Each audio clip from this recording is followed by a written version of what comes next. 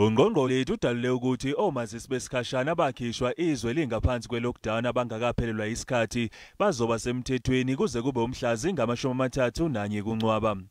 Labo abaphethe omazisi besikhashana sebephelelwe isikhathi banganikele emahhovisi omnyango wezasekhaya aseduze nabo ukuyothola omazisi boqobo. Nabafisa ukuyoguqula okanye ukuyolungisa imininingwane yabo komazisi sebengazifikela mathupha emahhovisi.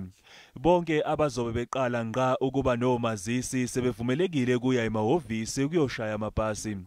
uDokotela Motsoaledi uveze ukuthi akukho izandleni zomnyango wakhe ukwelula imvume yokusebenza kwezincwadi esigunyaza ukuhambela kwamanye amazwe.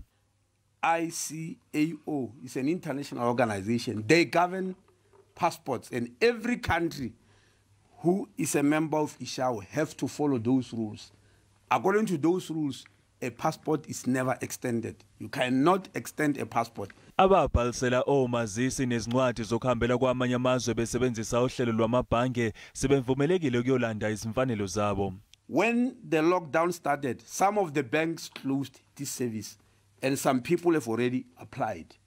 Now we are saying certain banks have opened just for people to come and collect, not to start from the beginning, to come and collect the applications they already submitted before COVID-19. Imingcele isavaliwe kepha ivuleleke kuphela kubafundi bakwamanye amazwe abafunda ezikoleni zaseNingizimu Afrika.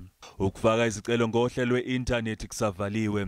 Ephetha uNgongqoshe wezasekhaya unxuse izakhamuzi ukuba zilandele imithetho yezempilo ukuze engavalwa amahhovisi ngenxa yokutheleleka kwabantu nge-COVID-19.